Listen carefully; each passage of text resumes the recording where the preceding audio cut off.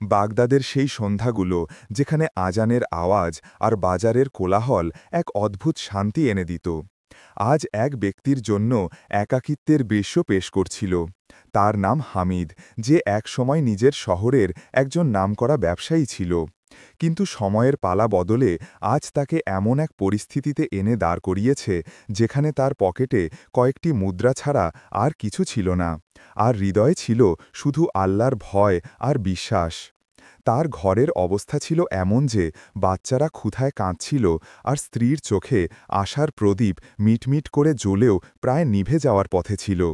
হামিদ তার জীবনে সবসময় হালাল রুজি উপার্জন করেছে এবং কখনো কারো হক নষ্ট করেনি, কিন্তু গত কয়েক মাস ধরে তার ব্যবসার ওপর যেন অশুভ দৃষ্টির ছায়া পড়েছিল। সমুদ্রের পথে আসা তার সমস্ত পণ্য একটি ঝড়ের কবলে পড়ে নষ্ট হয়ে গেল, আর সে ঋণদাতাদের বোঝায় এমনভাবে ডুবে গেল যে তাকে নিজের বিশাল বাড়ি পর্যন্ত বন্ধক রাখতে হয়েছিল। আজ সকালে যখন সে ঘর থেকে বের হচ্ছিল, তখন তার স্ত্রী জয়নব অত্যন্ত ধৈর্য এবং শান্তভাবে বলল, হামিদ, হতাশ হয়েও না। আল্লাহ তার বান্দাদের পরীক্ষা করেন যাতে তাদের মর্যাদা বাড়াতে পারেন। শুধু খালি হাতে ফিরে এসো না। বাচ্চাদের আজ রাতে ক্ষুধার্ত রাখা আমার পক্ষে আর সম্ভব না। জয়নবের সেই ভেজা কণ্ঠস্বর হামিদের কানে বাজছিল যখন সে বাগদাদের সংকীর্ণ গলি পার হয়ে শাহী মসজিদের চত্বরে গিয়ে বসল। সেখানে সে অজু করল এবং 2 রাকাত নফল নামাজ আদায় করল। সেজদায় মাথা রেখে সে দীর্ঘক্ষণ কাঁদতে থাকল এবং তার প্রভুর কাছে মিনতি করল, হে প্রভু, তুমি মনের কথা জানো। আমি কখনো অসৎ উপার্জনের গ্রাস নিজের গলা দিয়ে নামাইনি।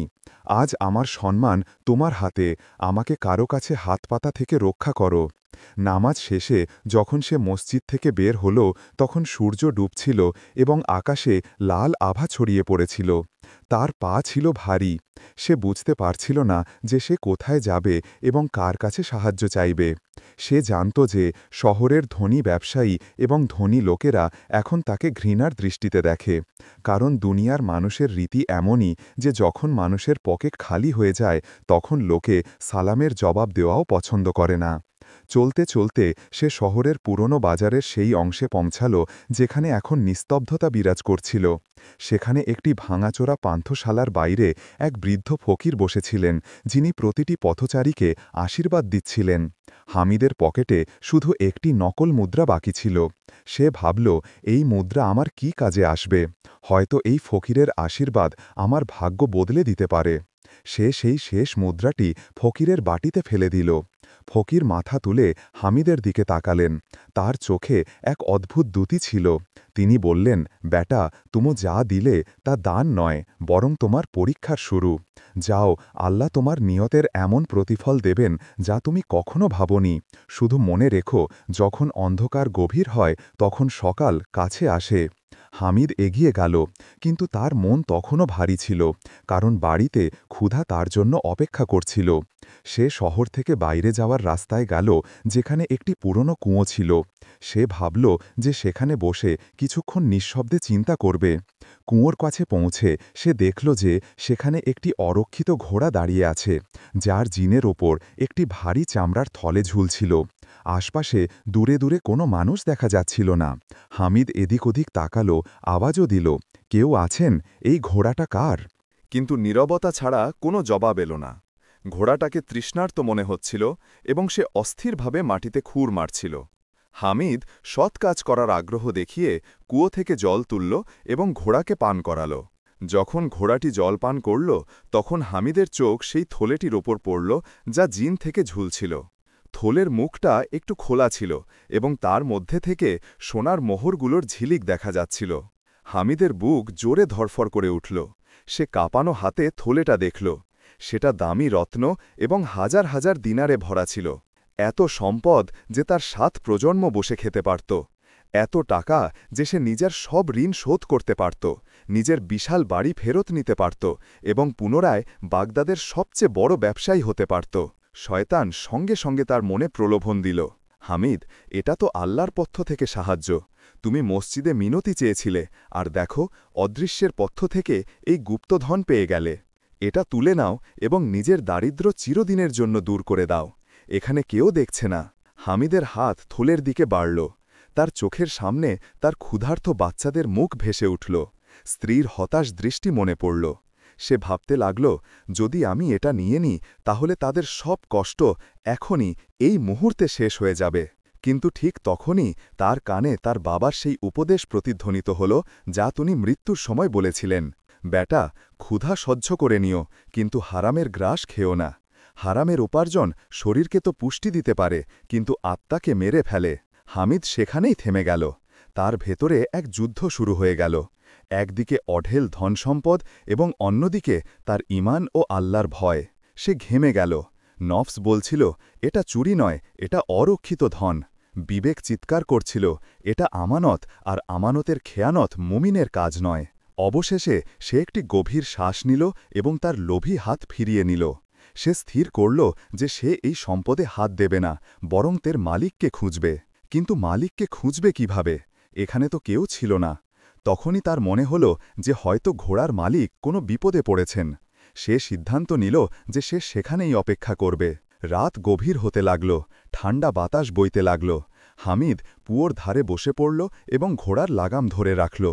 ক্ষুধায় পেট মোচড়াচ্ছিল, কিন্তু আত্মায় এক অদ্ভুত প্রশান্তি ছিল যে সে তার প্রভুকে অসন্তুষ্ট করেনি। সময় কাটতে লাগল, চাঁদ আকাশের মাঝখানে এলো। ঠিক তখনই দূর থেকে ঘোড়ার খুরের শব্দ শোনা গেল। হামিদ সতর্ক হয়ে উঠল। সে দেখল যে মশা হাতে কিছু ঘোড়া সওয়ার দ্রুত সেই দিকে আসছে।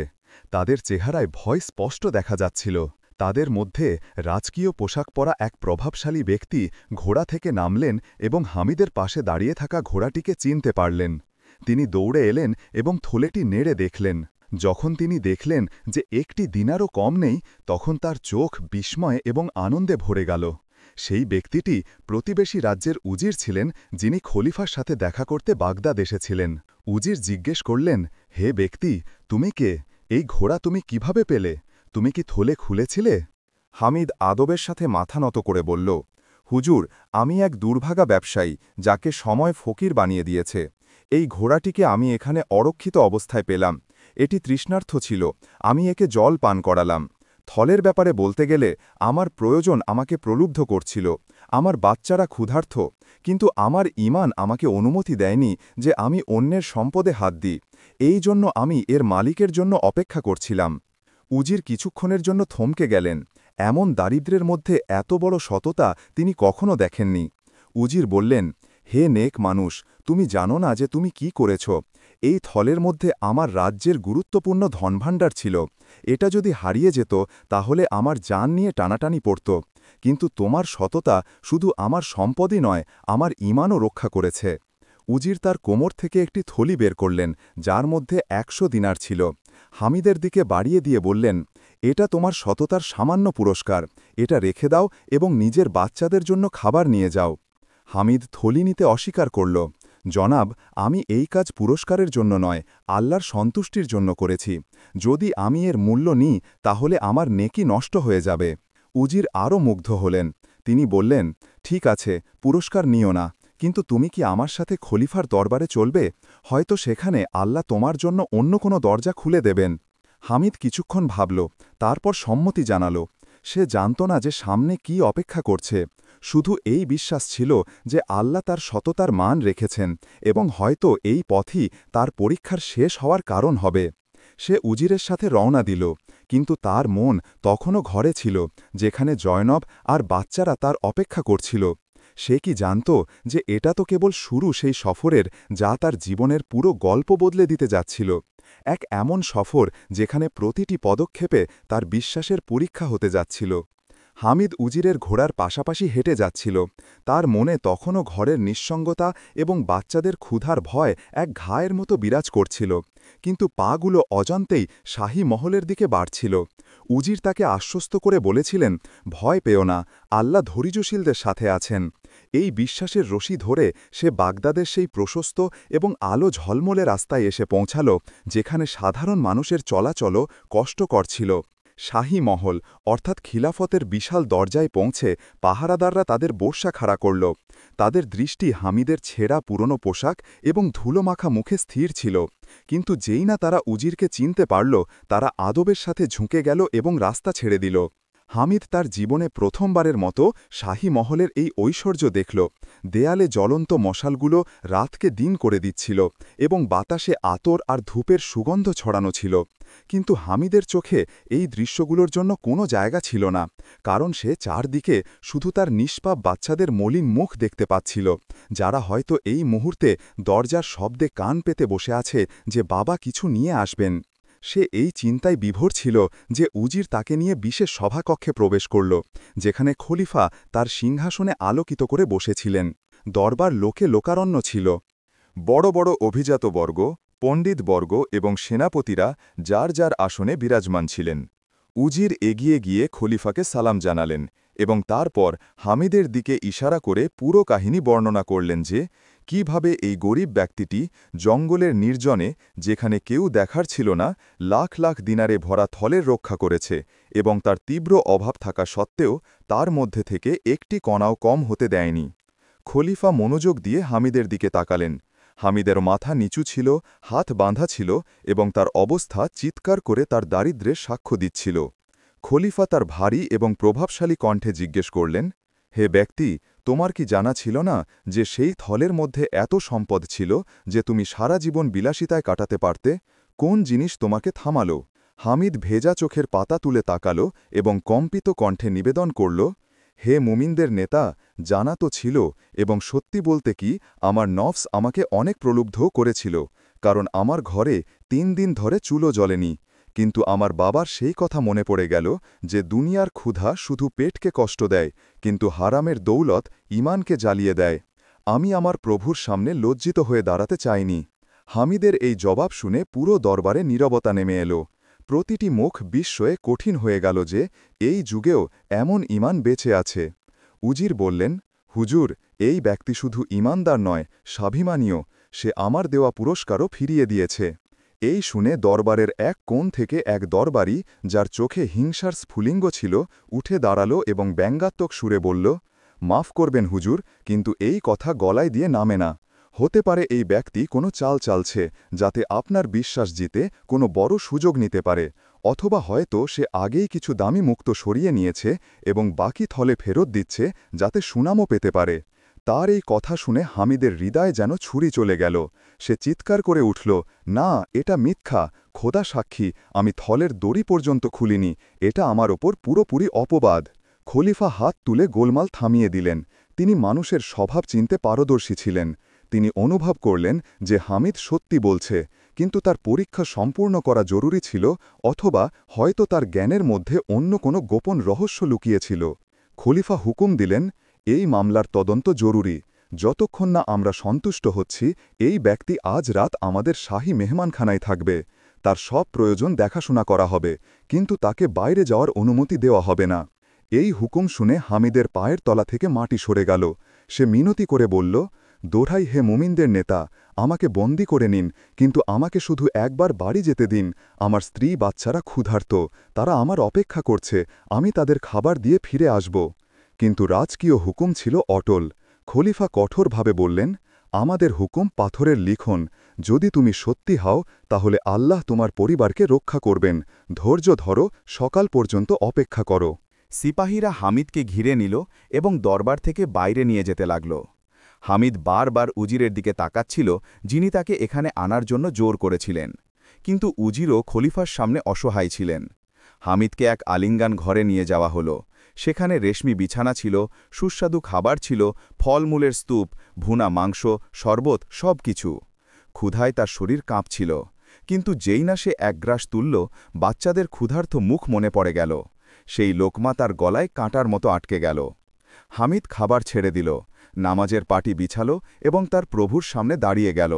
চোখের জল অনবরত ঝরছিল। সে মিনতি করে দোয়া করতে থাকল, হে দয়ালু প্রভু, তুমি ইউসুফকে কুয়ো থেকে বের করে সিংহাসনে বসিয়েছিলে। আমার সিংহাসন চাই না, শুধু আমার বাচ্চাদের রুজি পৌঁছে দাও। আমি এখানে রেশমের ওপর বসে আছি আর আমার বাচ্চারা শীতল পাটিতেও নেই। এটা কেমন পরীক্ষা প্রভু? আমার সততার ফল কি এটাই যে আমি এখানে বন্দী থাকি আর আমার ঘর উজাড় হয়ে যায়? পুরো রাত হামিদ এবাদত এবং অস্থিরতায় কাটাল। কখনো সে জানালা দিয়ে বাইরে দেখত, যেখানে বাগদাদ ঘুমে ডুবেছিল, কখনো সেজদায় পড়ে যেত। তার মনে হচ্ছিল সময় থেমে গেছে। ওদিকে ঘরে জয়নবের রাত আরও লম্বা ছিল। আধ রাত পার হয়ে গেল এবং হামিদ ফিরে এলো না। সে দরজার চৌকাঠে বসে প্রতিটি শব্দে চমকে উঠছিল। বাচ্চারা ক্ষুধায় কাঁদতে কাঁদতে এখন চুপ হয়ে গিয়েছিল। জয়নব আকাশের দিকে তাকিয়ে বলল, হে আল্লাহ, আমার স্বামী যেখানেই থাকুক তার হেফাজত করো। হয়তো সে কোনো বড় বিপদে আছে, নয়তো সে আমাদের এভাবে একা ছেড়ে যেত না। সে কি জানত, তার স্বামী দুনিয়ার সবচেয়ে সুরক্ষিত জায়গায় থেকেও সবচেয়ে বড় কষ্টে ছিল। সকালের আজানের সাথে সাথেই হামিদের চোখে আসার এক নতুন কিরণ জাগল, যে হয়তো আজ তাকে মুক্তি দেওয়া হবে। কিন্তু সে অনুমান করতে পারেনি যে আশা দিনটি তার ধৈর্যের পেয়ালা উপচে দেবে এবং দরবারে এক এমন ঘটনা ঘটবে যা প্রত্যেককে মাথা নত করিয়ে দেবে। রাতভর অস্থিরতা এবং আঁশুভরা দোয়ার পর যখন ভোরের প্রথম রশ্মি শাহী মেহমানখানার জানালা দিয়ে ভেতরে প্রবেশ করল, তখন হামিদ তখনও নামাজের পাটিতে বসেছিল। তার চোখ ফোলা ছিল এবং মুখে এক অদ্ভুত শূন্যতা ছেয়েছিল। ঠিক তখনই দরজা খুলল এবং শাহী পাহারাদাররা তাকে আদব কিন্তু কঠোরতার সাথে চলতে ইশারা করল। হামিদ একটি ঠান্ডা শ্বাস নিল এবং তার প্রভুকে ডেকে দাঁড়িয়ে গেল। তাকে পুনরায় সেই ঐশ্বর্যওয়ালা বিশেষ সভাকক্ষে উপস্থিত করা হল, যেখানে গতদিন তাকে ছেড়ে যাওয়া হয়েছিল। কিন্তু আজ পরিবেশ কিছুটা বদলে গিয়েছিল। খলিফার মুখে গভীর গাম্ভীর্য ছিল এবং উজিরও চিন্তিত দেখাচ্ছিলেন। হামিদের বুক ধরফর করতে লাগল। সে অনুভব করল যে কোনো নতুন বিপদ তার জন্য অপেক্ষা করছে। আর তার ভয় সত্য প্রমাণিত হল, যখন সেই হিংসুক দরবারি, যিনি গতকাল তার ওপর সন্দেহ করেছিলেন, এগিয়ে এলেন এবং বড় ধূর্ত সুরে বললেন, হে মুমিনদের নেতা, আমার পূর্বাভাস সত্য প্রমাণিত হয়েছে। আমি সারা রাত সেই থলেটির তদন্ত করেছি এবং পুরনো রাজকীয় দপ্তরগুলোর হিসাব অনুযায়ী জানা গেল যে থলেতে 10,000 দিনার থাকার কথা ছিল, কিন্তু গণনায় 50 দিনার কম পাওয়া গেল। এই শুনেই দরবারে উত্তেজনা সৃষ্টি হল এবং হামিদের জন্য যে সামান্য সম্মান তৈরি হয়েছিল তা মুহূর্তে সন্দেহে বদলে গেল। হামিদের ওপর যেন বিদ্যুৎ পড়ল। সে চিৎকার করে উঠল, না, এটা মিথ্যা, খোদা সাক্ষী, আমি থলের দড়ি পর্যন্ত খুলিনি, এটা আমার ওপর পুরোপুরি অপবাদ। দরবারি সঙ্গে সঙ্গে ব্যঙ্গ করল, তাহলে কি তুমি বলতে চাও যে রাজকীয় কোষাধ্যক্ষ মিথ্যা বলছে? ও ছেঁড়া কাপড় পরা ফকির, তুমি ভেবেছিলে যে এত বড় স্তূপের মধ্যে থেকে মুঠো ভরে কয়েকটি মুদ্রা বের করে নিলে কেউ জানতে পারবে না এবং তোমার দারিদ্র্যও দূর হয়ে যাবে? হামিদের চোখ থেকে অসহায়তার আশু বের হতে লাগল। সে খলিফার দিকে তাকালো এবং আবেগে রুদ্ধ কণ্ঠে বলল, হুজুর, আমি গরিব অবশ্যই, কিন্তু চোর নই। যদি আমার চুরি করার মতলব থাকত তাহলে পুরো থলে নিয়ে পালিয়ে যেতাম। এখানে নিজের প্রাণ হাতে নিয়ে ফিরে আসতাম না। আমার বাচ্চারা খাবারের জন্য মুখাপেক্ষী, কিন্তু আমি তাদের হারামের গ্রাস খাওয়ানো পছন্দ করিনি। খলিফা চুপ ছিলেন এবং এই নীরবতা হামিদের প্রাণ নিচ্ছিল। দরবারি চাপ বাড়িয়ে বলল, হুজুর, এসব কুমিরের কান্না, একে শাস্তি দেওয়া হোক যাতে অন্যেরা শিক্ষা নেয়। জল্লাদকে ইশারায় তৈরি থাকতে বলা হল। হামিদ চোখ বন্ধ করল এবং মনে মনে বলল, হে আল্লাহ, এখন তুমি আমার সাক্ষী, আমার সম্মান তোমার হাতে। ঠিক তখনই দরবারের উত্তেজনা চরমে পৌঁছাল, যখন মহলের প্রধান দরজা থেকে এক ঘোড়সওয়ার দ্রুত প্রবেশ করল। ইনি খলিফার সবচেয়ে বিশ্বস্ত গোয়েন্দা ছিলেন, যাকে তিনি রাতে গোপনে হামিদের ঘরের অবস্থা দেখার জন্য পাঠিয়েছিলেন। গোয়েন্দার পোশাকে ধুলো ভরা ছিল এবং সে হাঁপাচ্ছিল। সে এসে খলিফার কদম চুম্বন করল এবং বলল, প্রাণ বাঁচানোর অভয় পেলে নিবেদন করি জাহাপনা, আমরা খুব বড় ভুল করতে যাচ্ছিলাম। খলিফা জিজ্ঞেস করলেন, কি খবর এনেছ? সাফ সাফ বলো। গোয়েন্দা উচ্চস্বরে বলল, হুজুর, আমি এই ব্যক্তির বাড়িতে গিয়েছিলাম, যেমন আপনার হুকুম ছিল। সেখানে যা দেখলাম তা পাথরকেও মোম করে দেবে। তার ঘর জনশূন্য ধ্বংসস্তূপের মতো, দরজা ভাঙা, ভেতরে অন্ধকার। জানালা দিয়ে উঁকি মেরে দেখলাম তার স্ত্রী এবং বাচ্চারা মাটিতে শুয়ে আছে। বাচ্চারা ক্ষুধায় কাঁদতে কাঁদতে এখন নিস্তেজ হয়ে গেছে এবং জল চাইছিল, কিন্তু ঘরে এক ফোঁটো জলও ছিল না। তার স্ত্রী, সম্ভবত জয়নব, তার বাচ্চাদের বুকে জড়িয়ে আকাশের দিকে হাত তুলে বলছিল, হে আমার প্রভু, আমার স্বামীর হেফাজত করো। সে নিশ্চয়ই কোনো সৎ কাজে জড়িয়ে পড়েছে। আমরা ক্ষুধায় মরে গেলেও কোনো দুঃখ নেই, শুধু তাকে নিরাপদ রেখো, কারণ সে তোমার নেক বান্দা। গোয়েন্দার কণ্ঠস্বর ভারী হয়ে গেল। সে এগিয়ে গিয়ে বলল, হুজুর, যে নারী এমন অবস্থায় তার স্বামীর জন্য দোয়া করে এবং অভিযোগের একটি শব্দও উচ্চারণ করে না, আর যে ব্যক্তি নিজের পরিবারকে এমন অবস্থায় রেখে আমানত ফেরত দিতে এসেছে, সে 50 দিনার তো কি, পুরো রাজ্যের জন্যও ঈমান বিক্রি করতে পারে না। এই শুনে দরবারে নীরবতা নেমে এলো। অনেক দরবারির চোখ আর্দ্র হয়ে গেল। খলিফা নিজের জায়গা থেকে উঠে দাঁড়ালেন, তার চোখেও আশু ছিল। তিনি রাগের সাথে সেই মিথ্যুক দরবারের দিকে তাকালেন এবং গর্জন করে বললেন, হতভাগা মানুষ, তুমি এক সত্যি মুমিনের ওপর অপবাদ দিলে। আসল চোর তুমি, না তোমার নিয়তের মধ্যে খুঁত। তদন্ত হবে যে 50 দিনার কোথায় গেল, তবে এখন আগেই নেক বান্দার মনোবল বৃদ্ধি করা হোক। খলিফা দ্রুত নিচে নামলেন এবং হামিদের কাছে পৌঁছালেন। হামিদ এখনও বিশ্বাস করতে পারছিল না যে আল্লাহ কিভাবে অদৃশ্যভাবে তার সাহায্য পাঠিয়েছেন। খলিফা তাকে গলা জড়িয়ে ধরলেন এবং বললেন, মাফ করে দাও আমার দোস্ত, আমরা তোমাকে চিনতে দেরি করে ফেললাম। তোমার ঈমান সোনা থেকেও দামি। তোমার পরীক্ষা শেষ হল, এখন প্রতিফল পাওয়ার সময়। কিন্তু হামিদের মন এখনও অশান্ত ছিল। সে হাত জোর করে বলল, হে মোমিনদের নেতা, আপনার দয়ার জন্য ধন্যবাদ, কিন্তু আমার কোনো প্রতিফল চাই না। আমাকে শুধু বাড়ি যেতে দিন। গোয়েন্দার কথা শুনে আমার কলিজা ফেটে যাচ্ছে। আমার বাচ্চারা আমার অপেক্ষা করছে। খলিফা তার কাঁধে হাত রাখলেন এবং বললেন, তুমি অবশ্যই যাবে, কিন্তু এখন খালি হাতে যাবে না এবং একাও যাবে না। আজ পুরো বাগদাদ দেখবে যে সততার মর্যাদা রাজ সিংহাসন থেকেও উঁচু হয়। কিন্তু হামিদকে এখনও অনুমান ছিল না যে যখন সে এখানে বন্দী ছিল তখন আল্লাহ তার ভরে আরেকজন ফেরেশতা পাঠিয়ে দিয়েছেন, কারণ আল্লাহর প্রতিশ্রুতি হল যে তিনি তার বান্দাদের কখনও একা ছেড়ে দেন না। খলিফার হুকুম জারি হওয়ার সাথে সাথেই শাহী মহলের দরজায় নাকারার গর্জন পুরো বাগদাদকে চমকে দিল। যে হামিদকে কাল রাতে এক অপরাধীর মতো মাথা নিচু করে ভেতরে নিয়ে যাওয়া হয়েছিল, এখন তাকে এক বিশেষ অতিথির মতো রাজকীয় সবারিতে বসানো হচ্ছিল। খলিফা স্বয়ং কাফেলার নেতৃত্ব নিলেন এবং তার উজির, সিপাহী এবং সেবকদের সাথে হামিদের সেই ভাঙাচোরা কুটিরের দিকে যাত্রা করার ইশারা করলেন। হামিদ তার হৃদয়ে একটি শুকনো পাতার মতো কাঁপছিল। তার সম্মান এবং মর্যাদার চিন্তা ছিল না, বরং তার ভয় ছিল যে বাড়ি পৌঁছাতে খুব বেশি দেরি না হয়ে গিয়ে থাকে।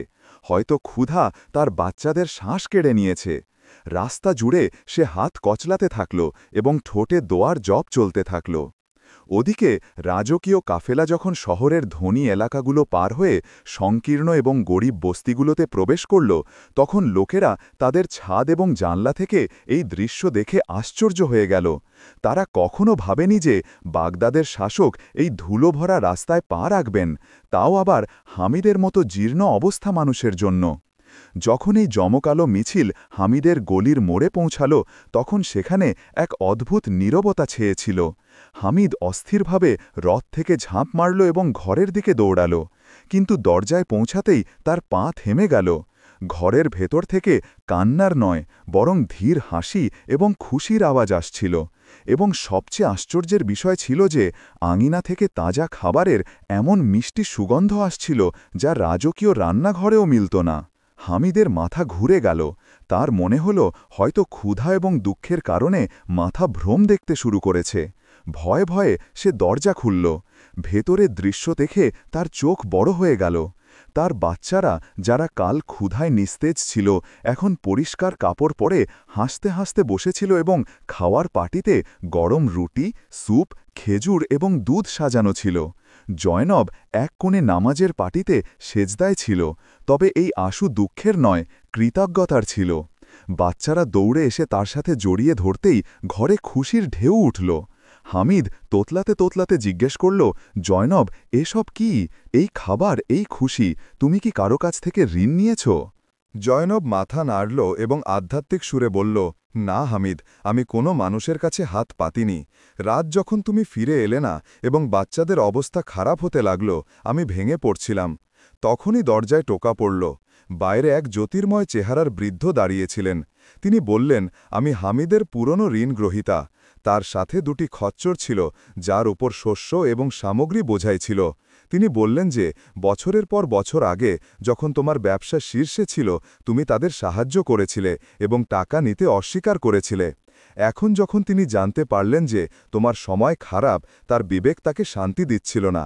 তিনি সব জিনিস রেখে গেলেন এবং যেতে যেতে একটি থলি, যার মধ্যে এত দিনার ছিল যে আমরা আবার ব্যবসা শুরু করতে পারি, আমার হাতে দিয়ে চলে গেলেন। আমি তার নাম জিজ্ঞাসা করলে তিনি শুধু হাসলেন এবং অন্ধকারে অদৃশ্য হয়ে গেলেন। এই শুনে হামিদ স্তব্ধ হয়ে গেল, কারণ তার মনে ছিল না যে সে কবে এমন কোনো অনুগ্রহ করেছিল। ইতিমধ্যে খলিফা এবং উজিরও ঘরে পৌঁছে ভেতরে প্রবেশ করলেন। খলিফা সব শুনলেন, তার চোখ আর্দ্র হয়ে গেল। তিনি হামিদের হাত ধরলেন এবং আবেগভরা কণ্ঠে বললেন, হামিদ, আমরা তো তোমাকে রাজকীয় ধনভাণ্ডার থেকে পুরস্কার দিতে এসেছিলাম, কিন্তু আমরা ভুলে গিয়েছিলাম যে যার বিষয়ে আল্লাহর সাথে পরিষ্কার তার রাজাদের ভাণ্ডারের মুখাপেক্ষী হওয়ার প্রয়োজন হয় না। তোমার প্রভু আমাদের সাহায্যের আগেই নিজের ফেরেস্তা পাঠিয়ে দিয়েছেন।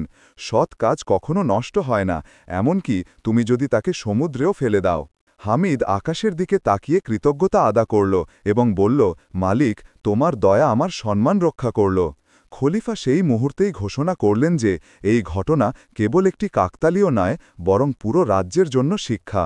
কিন্তু গল্প এখানে শেষ হয়নি, কারণ যে বৃদ্ধের কথা জয়নব বলেছিলেন তিনি কোনো সাধারণ ব্যক্তি বলে মনে হননি, আর ওদিকে দরবারে সেই ধূর্ত দরবারির ষড়যন্ত্রের পর্দা ফাঁস হওয়া এখনও বাকি ছিল। কারণ যখন আল্লাহ সম্মান দিতে আসেন তখন শুধু নওয়াজেন না, বরং শত্রুদেরও অপমানিত করে শিক্ষার প্রতীক বানিয়ে দেন। আর এখন হামিদের জীবনে আরও এক এমন মোড় আসতে যাচ্ছিল যেখানে শুধু তাকে নিজের হারানো সম্পদ ফেরত পাওয়াই নয়, বরং তাকে এক এমন দায়িত্বও দেওয়া হচ্ছিল যা বাগদাদের ইতিহাসে স্বর্ণাক্ষরে লেখা হবে। পরের সকালে সূর্য যখন বাগদাদের মিনারগুলোকে আলোকিত করছিল তখন শাহী দরবারের দৃশ্য বদলে গিয়েছিল। কাল পর্যন্ত যেই হামিদকে অপরাধী ভেবে কাঠগোড়ায় দাঁড় করানো হয়েছিল, আজ সেই খলিফার ডান হাতে বিছানো গদিতে রাজকীয় অতিথির মর্যাদায় বসেছিল। কিন্তু দরবারে এক গভীর নীরবতা ছিল যা কোনো বড় ঝড়ের আভাস দিচ্ছিল। খলিফা স্বয়ং তার সিংহাসনে আলোকিত হয়ে বসেছিলেন, তার চেহারা রাগে তপ্তমত করছিল এবং দৃষ্টি সেই ধূর্ত দরবারি বশিরের ওপর স্থির ছিল। বশির নিজের জায়গায় অহংকার করে দাঁড়িয়েছিল, তার ধারণা ছিল যে তার চাল সফল হয়েছে এবং হামিদের ওপর লাগানো অভিযোগ কখনো মুছে যেতে পারে না। খলিফা তার গর্জনশীল কণ্ঠে রাজকীয় কোষাধ্যক্ষকে ডেকে পাঠালেন। কোষাধ্যক্ষ কাপালো পায়ে এগিয়ে এল, তার চেহারা ফ্যাকাশে হয়ে গিয়েছিল, যেন মৃত্যুর আদেশ শুনতে যাচ্ছে। খলিফা কঠোরতার সাথে জিজ্ঞেস করলেন, হে কোষাধ্যক্ষ, খোদাকে উপস্থিত ও সাক্ষী জেনে সত্যি বলো, থলেতে সত্যি 50 দিনার কম ছিল? মনে রেখো, যদি মিথ্যা বলো তবে তোমার গলা ধর থেকে আলাদা করে দেওয়া হবে। কোষাধ্যক্ষ ভয়ে বশিরের দিকে তাকাল, তারপর হাঁটু গেড়ে কান্নায় ভেঙে পড়ল এবং বলল, হে মোমিনদের নেতা, আমাকে মাফ করে দিন, আমি মজবুর ছিলাম, আমার প্রাণ বিপদে ছিল। খলিফা গর্জন করলেন, কার থেকে বিপদ ছিল, নাম বলো তার। কোষাধ্যক্ষ কাঁপানো হাতে বশিরের দিকে ইশারা করে বলল, হুজুর, এই বশির আমাকে ধমক দিয়েছিল যে যদি আমি গণনায় 50 দিনার কম না বলি তবে সে আমার পরিবারকে বরবাদ করে দেবে। আসলে সেই 50 দিনার সে গণনার সময় নিজন আস্তিনে লুকিয়ে রেখেছিল, যাতে এই ইমানদার পথিককে চোর প্রমাণ করতে পারে এবং হয়তো ধনভাণ্ডারের চাবি পাওয়ার রাস্তা বানাতে পারে। এই শুনেই দরবারে ভূমিকম্পের মতো উত্তেজনা সৃষ্টি হল। সবার দৃষ্টি বশিরের উপর স্থির হয়ে গেল, তার চেহারা ফ্যাকাশে হয়ে গেল। সে পালিয়ে যেতেই যাচ্ছিল যে শাহী পাহারাদাররা তাকে ধরে ফেলল। খলিফা নিজের জায়গা থেকে উঠে তার কাছে এলেন এবং বললেন, হতভাগা মানুষ, তুমি এক তীরে 2 শিকার করতে চাইলে।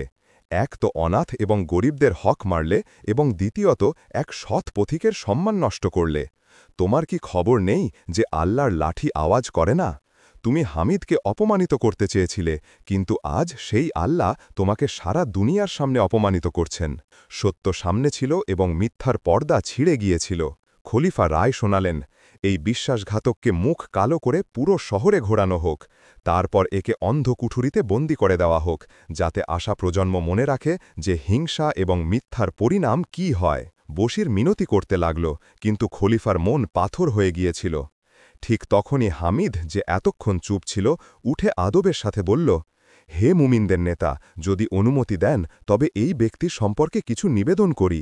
খলিফা বললেন, বলো হামিদ, আজ হক তোমার, তুমি যে শাস্তি চাও দিতে পারো। হামিদ বশিরের দিকে তাকালো যে এখন দয়া ভিক্ষা চাইছিল এবং বলল, হুজুর, সে আমার সাথে খারাপ করেছে, এটা তার চরিত্র ছিল, কিন্তু আমার ধর্ম আমাকে শাস্তি নয় ক্ষমা করতে শিখিয়েছে। আমি তাকে মাফ করে দিলাম, হয়তো আমার ক্ষমা তার মন বদলে দেবে এবং সে অনুতাপ করবে। হামিদের কথা শুনে দরবারে সবার চোখ আর্দ্র হয়ে গেল। লোকজনেরা সুবহান আল্লাহ বলে উঠল।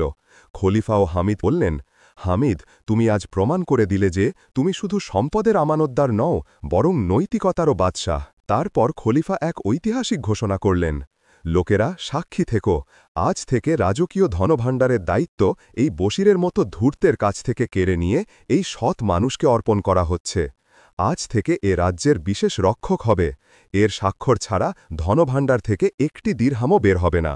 এই শুনে হামিদ ঘাবড়ে গেল এবং বলল, সরকার, আমি তো এক সাধারণ ব্যবসায়ী, এত বড় দায়িত্ব কিভাবে নেব? খলিফা হাসলেন এবং বললেন, হামিদ, দক্ষতা তো শেখা যেতে পারে, কিন্তু সততা বাজারে বিক্রি হয় না। আমার ধনভাণ্ডারের রক্ষার জন্য চতুর মাথা নয়, বরং খোদার ভয় রাখা হৃদয় চাই, এবং তা তোমার কাছে আছে। এখন হামিদের কাছে অস্বীকার করার কোনো সুযোগ ছিল না। সে মাথা নিচু করে এই দায়িত্ব কবুল করে নিল। উজিরের বুকও গর্বে ফুলে উঠল। হামিদকে রাজকীয় পোশাক পরানো হল, এবং যখন সে দরবার থেকে বাইরে বেরোল তখন কালকের মতো জীর্ণ অবস্থা ছিল না। কিন্তু তার হৃদয়ে অহংকারের সামান্যতম চিহ্নও ছিল না। সে জানত যে এই সম্মান, এই মর্যাদা দয়ালু প্রভুর দান, যিনি তাকে কুয়োর ধার থেকে তুলে শাহী দরবারের উচ্চতায় পৌঁছে দিয়েছেন।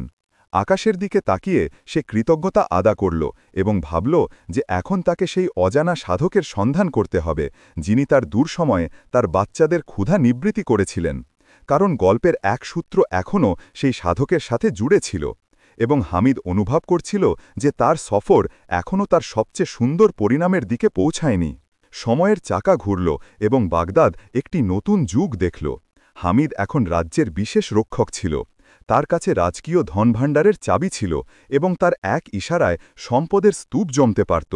কিন্তু আশ্চর্যের বিষয় ছিল যে তার জীবনযাত্রায় সামান্যতমও পরিবর্তন আসেনি।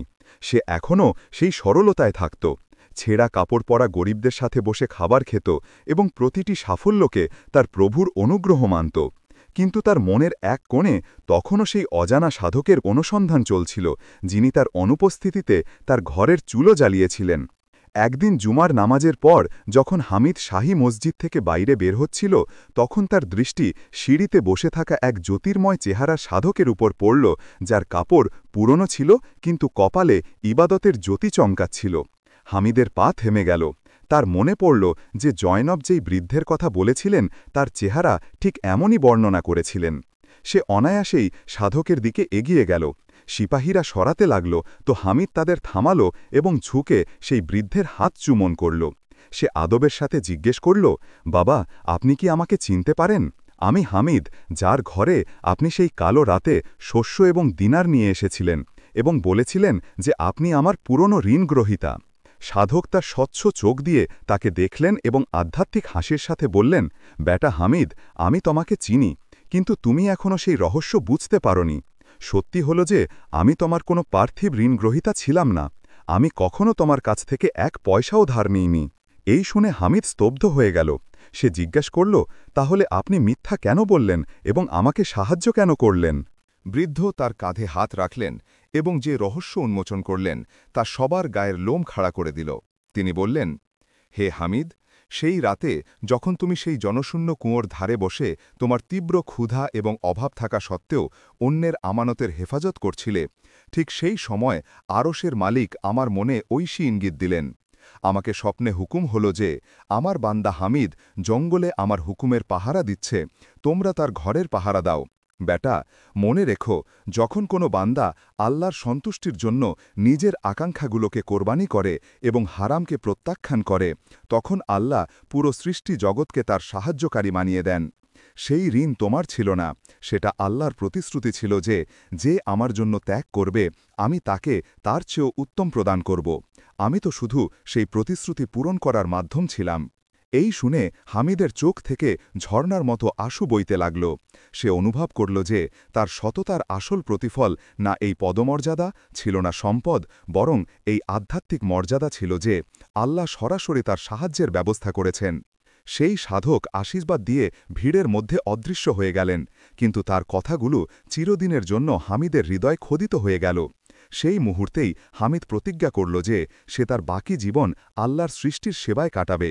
সে তার ব্যক্তিগত সম্পদ দিয়ে সেই কুয়োর কাছে, যেখানে সে সেই থলেটি পেয়েছিল, একটি আলিঙ্গন পান্থশালা তৈরি করাল, যেখানে প্রতিটি পথিক বিনামূল্যে খাবার এবং জল পেত। তার দরজায় সে স্বর্ণাক্ষরে লিখিয়েছিল, সততা দারিদ্র্যের পোশাক খুলিয়ে দেয় এবং আল্লাহর ওপর বিশ্বাস জনশূন্যতাকেও ফুলের বাগান বানিয়ে দেয়। হামিদের গল্প বাগদাদের গলি থেকে বেরিয়ে পুরো বিশ্বে ছড়িয়ে গেল। লোকেরা তাদের বাচ্চাদের শোনাত যে কিভাবে এক ভাঙা আশা এবং এক নকল মুদ্রা থেকে শুরু হওয়া সফর শুধু ধৈর্য এবং ইমানের বদৌলতে রাজ্যের সবচেয়ে উঁচু পদমর্যাদা পর্যন্ত পৌঁছেছিল। এবং এটাই কথা শতাব্দী ধরে প্রতিধ্বনিত হচ্ছে যে দুনিয়ার চালাকি কয়েক দিনের হয়, কিন্তু সত্যের মুদ্রা দুনিয়াতেও চলে এবং আখেরাতেও খাঁটি প্রমাণিত হয়। হামিদ তার জীবনের শেষ মুহূর্ত পর্যন্ত সততার উদাহরণ হয়ে রইল, এবং যখন সে দুনিয়া থেকে বিদায় নিল তখন তার জানাজা রাজকীয় মহল থেকে নয়, বরং সেই হাজার হাজার গরিবের কাঁধে উঠল যাদের জীবন সে বদলে দিয়েছিল।